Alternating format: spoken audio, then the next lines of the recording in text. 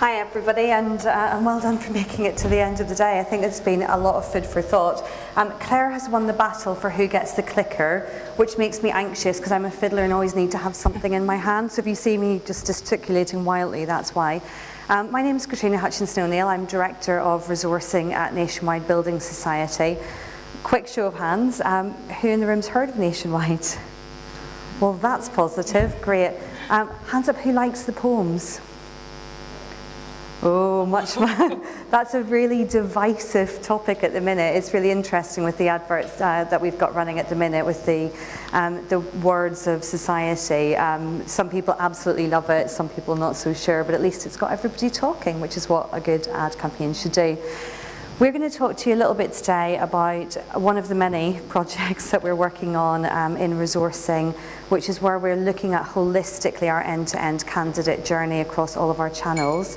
Claire's going to talk to you a little bit in a second about Nationwide and what we stand for, because that links really strongly to the work that we're doing.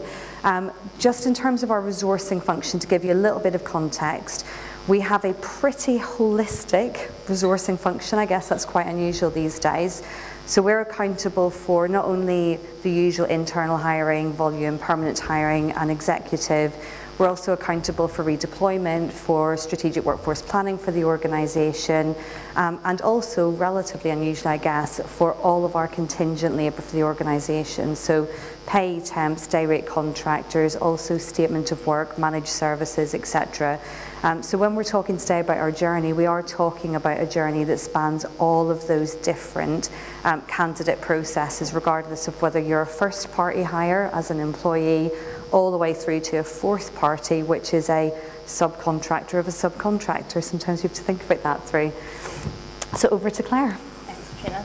Hi everyone, so I'm Claire Whiteford. So for the last 3 years I've been running the back office operations for resourcing, but as of this week I'm now the head of workforce supply management for Nationwide. So really glad to hear that so many people have heard of the brand. So hopefully a lot of you will already know that we're the world's largest building society. We're a mutual, so we've got no shareholders, which means that all of the money that we make we're ploughing back into our products and our services for the benefit of our members. We've got a social purpose, so we are here to serve our society and our members. The piece of work that we're doing today is a really good example of how we're able to use that unique positioning to invest our money in products and services that will benefit our candidates. So if we show you this, so Nationwide strategy, so we've had a new CEO since last year, Joe Garner, and the Nationwide strategy is built around our 5 cornerstones. So you'll see them up here. Building pride, which is all about our values, building legendary service, building a national treasure, building thriving membership, and ultimately being built to last. The project that we're going to talk to you about today touches all of these things, but predominantly around being built to last. So why are we doing this project? So as you'll see, we have 100,000 people put in applications to work at Nationwide every year, and that spans across our perm and our contingent workforce. 90% of those people get a no thank you. We're really proud of our NPS, which is 42, so that's great, but we drive a culture of continuous improvement, so we always want to do better, we want to do more. As you'll hopefully know, the Nationwide brand is really strong, and when you look at external tables that talk about our service, compared with our other FS competitors, Nationwide often comes up at the top. So what we want to do is make sure that our candidate experience is in line with our customer experience. So rather than just talk you through what we've been doing, we wanted to show you a video that we've been putting together over the last 7 weeks. This project is absolutely a work in progress, but Katrina will talk to you a bit more about the journey that we've been on if the technology works, which hopefully it will. Awesome.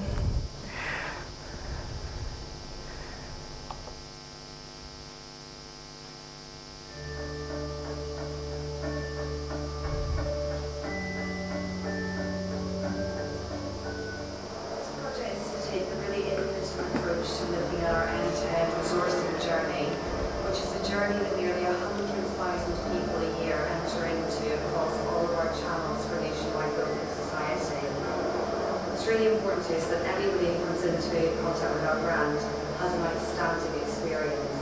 What we're trying to do is find find a way to design and deliver an on-brand experience which matches with the high expectations that customers and candidates will have from Nationwide Building Society. We have been getting groups of candidates in, groups of hiring managers in to talk to us about what their journey was like as they were applying for roles within the organisation. What are the pinch points? What are the points that cause people pain in coming through the processes at the moment? And also, what are their ideas for how they could be better? I think if it was just one-off interview that I'd done, Also done a whole host of individual interviews. You want to say great on the job, so a lot of emotion, lots of emotion, and it's not banging on about so the job offer is basically what processing. What's become really clear for me through this process is there are two things that are really important which have to work together. Firstly, we have to deliver a consistent and high caliber process for every single one of our candidates.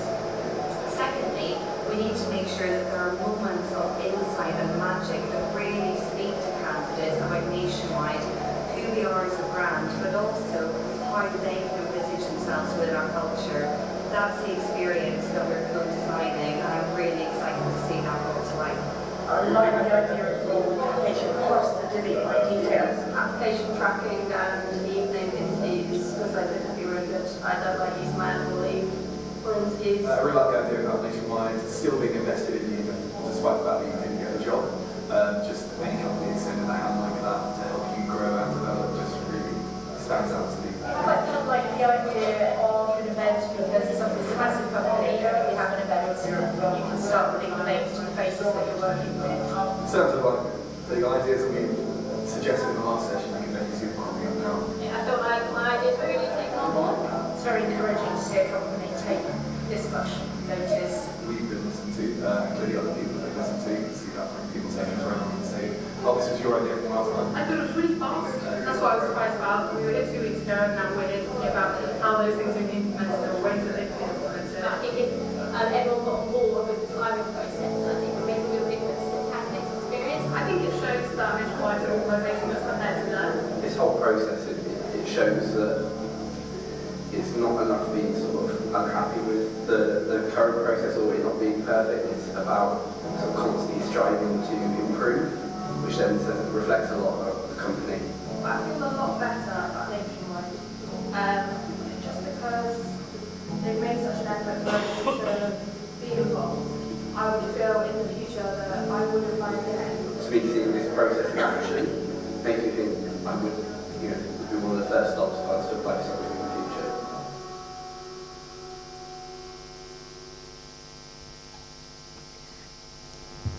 Thank you, Claire. So clearly one of the learns is sometimes design sprints can be so fast that your video doesn't keep up with the work that you're doing. Key learn for anyone attempting to use agile methodology in their redesign. So I'm going to touch a little bit, I think it's a bit of a build on what we just heard about talent pooling. We touched on things like lean and DMAIC, etc., and different approaches to continuous improvement. What is different about design thinking versus lean? And the reality is one is a little bit of a build on the other. So in terms of the approach that we're taking, I made a decision a little while back to take a step out of resourcing for a couple of years and try something a bit different, and randomly ended up running solution architecture in RBS because that's really close to resourcing, obviously. And we had a huge portfolio to deliver and wanted to do things in a different way. And I talked to companies like McKinsey and Fjord and a company called Nile, who we've worked with on this project, about different ways of approaching that. So we didn't want to just look at continuous improvement. It wasn't about taking something that we had today and incrementally making it better. It was about really re-examining what we were doing using proper right to left thinking. So don't start with a problem statement and try to make it better. Let's almost put all of that to one side and look at what are we trying to achieve, what do customers actually want, and how do we design it using that kind of starting with the customer and working back to what should then the process be. And what I discovered through that work is that truly transformational approach actually delivered much better efficiencies in the process as well, because typically what customers want is a lot less friction than we've designed into our processes today. So coming back into resourcing, coming to work with Nationwide, I was really keen that we adopted that approach to this challenge, and I think it's a pretty novel approach to take from a resourcing perspective, very often because you've got to put a little bit of money behind it, and it's quite difficult sometimes to get that kind of investment from your board into your resourcing journey.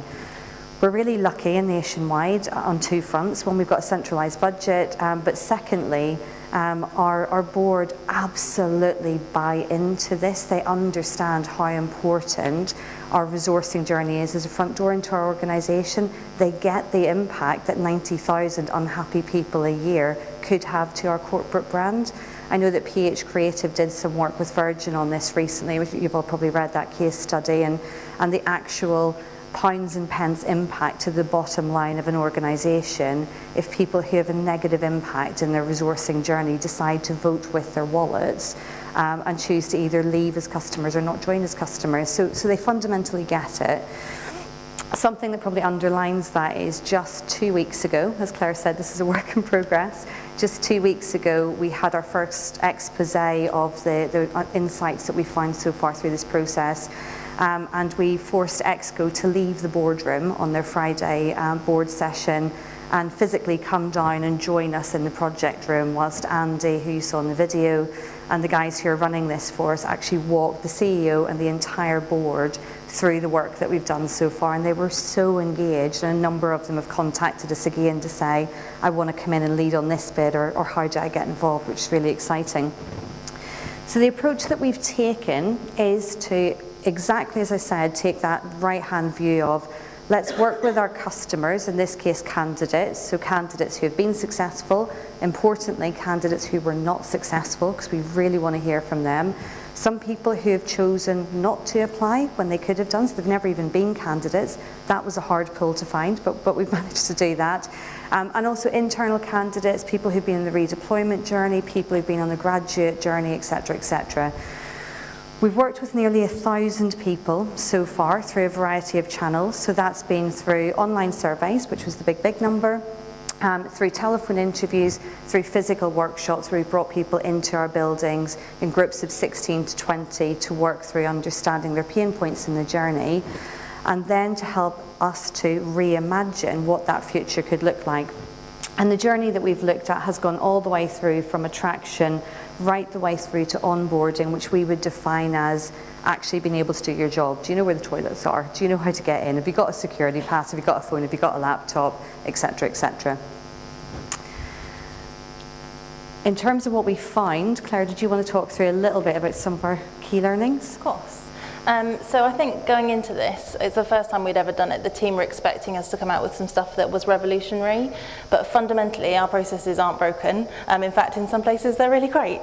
So actually what we're looking for is continuous improvement, and it's about evolution, but it's about evolution at pace for us. It's about challenging our thinking. So we've always worked to the principle that we needed a different process for our exec recruitment, for our specialists, for our volume, for our emerging talent. But when we've been talking to candidates, it's actually some of those differences in the processes that points that they are finding really frustrating. So what we need is one really solid process that works, that we can flex to meet the needs of the different people we're recruiting for. Absolutely, it's the little things that matter to our candidates. So for example, they want to be able to order their uniform before they start. They don't want to get into their branch location on day one and have to serve customers for the first 4 or 5 weeks without a uniform. It's the kind of things that you wouldn't pick up if you were looking at it from a process perspective. And is the process efficient? Are we getting people quickly? And this has really drawn this out for us. Something that absolutely was not a surprise, and I'm sure is a challenge that some of you guys face as well, is around feedback. So it's so important for candidates. They want timely feedback. They want it to be something they can actually use to help them when they're applying for future vacancies. I'm sure we all face the same challenges in terms of getting some of that information out of our hiring managers, but it just reinforced how important that process is. So I've talked a little bit about why it's really important to apply, or why I think it's really important to apply design thinking to get to a truly transformational outcome. And as Claire's referenced, what we found when we went through this process is that actually a lot of the things that we need to improve are around small change, so continuous improvement. So what was the value in taking the approach that we have gone through? And quite simply for us, the value is the engagement that we've received across the organisation and the buy-in to the changes, and also our 3 outputs. I don't know if you want to, yeah, thank you. Our 3 outputs. So what we now have is a true aspirational candidate journey that becomes our magnetic north. There are some elements of big transformation that sit within that. So our candidates have told us, for example, that they want a fully joined up digital journey that is also supported by great human interactions. You might all say, well, we knew that already. But when they talk about a fully joined up digital journey, they mean one single platform, at least something that looks like one single platform to them, that takes them all the way from attraction right the way through to probably day 10 to 15 in the organisation, whenever they've come in, got everything that they need to get up to speed. That's pretty hard to do. There's a lot of ways that we can do it. So we can use existing architecture and put BPM layers over the top of that to create something that looks seamless, but it requires investment, it requires time, it requires a really solid business case. To be able to get through in cost-constrained times, a really solid business case, you need a bit of buy-in and support from Exco, which is what we now have through the journey we've taken them on. So the 2 buckets of things that we've now got coming out of this fall into, on our left-hand side, continuous improvement. What are our immediate wins, things that are relatively low cost, low complexity that we can implement tomorrow? So candidates tell us, for example, the quality of feedback that they get from our recruiters. It's not all about pointing the finger at the hiring managers, but the quality of feedback they get from our recruiters as they go through some of our assessments is inconsistent. We've done a little bit of work into that, and we found that although we've given training, A and B training, to all of our resourcing managers and resourcing partners, not all of them truly understand it, or they feel under time constraints, so they're not properly utilising that when they give feedback to a candidate. That's something that we can fix really easily, and it's about our operational management and the training within the team. On the other side, we also have then our transformation list. Every single one of those, as I mentioned, will need a business case put against it and needs to be evaluated for ROI. On that list are things like investment in technology, building an onboarding platform, changing quite significantly the way that we do induction training, so mandatory learning. I don't know, hands up in the room, how many people here have a suite of mandatory learning of any format that everybody that joins the company has to go through? Yeah, brilliant. Is that all done electronically? Yeah.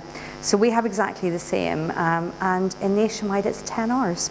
So you have 10 hours of electronic learning. I don't know if that's north or south of what you'd find. It's a little bit excessive in my opinion compared to other companies. We have issues like, and this is where the storytelling that was referenced earlier becomes really important. You absolutely get that from this approach. A contractor who told us, so when I joined, I came on board, I was only going to be there for 6 to 8 weeks. I was only in working 2 days a week. You're paying me quite a lot of money per day. Did you realise that by the time you add in the finding out where the toilets are, getting to meet everyone I'm going to work with, and then doing the mandatory training, that's my first 2 weeks written off, and I only had 4 weeks left to do the job that you hired me to do in the first place? That surely cannot be the right answer.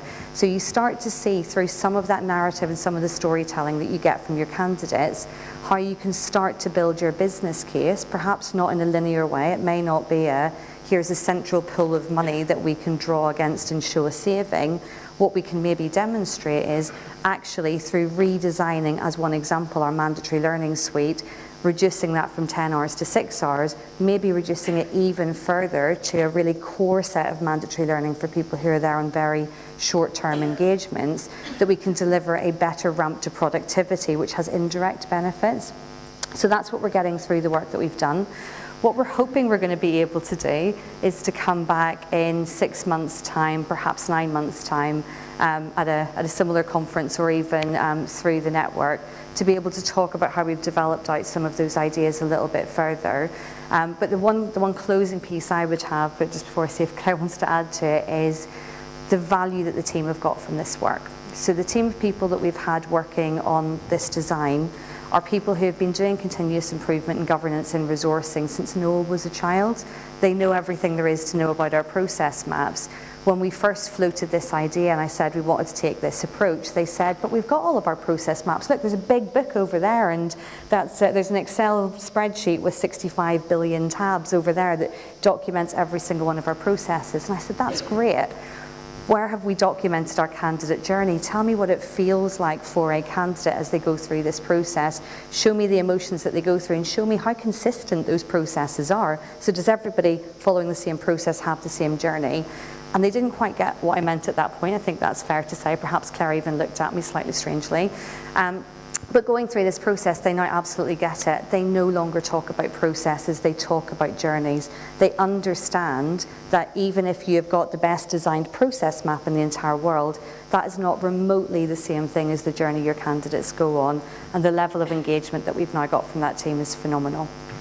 Claire, I don't know if you want to close on any other observations. Yeah, I absolutely echo what Katrina's been saying, and we've got some really seasoned recruiters, and I think it's only by going through this process and having candidates sat in front of them that they made that real emotional connection. So they're not just their candidate ID number, but they're actually real people who didn't get the right feedback and had a really hard time on their first day in the business. Those kind of things really brought it to life. So for us, it's been a really valuable experience, and I think that the processes are going to really benefit from it as well.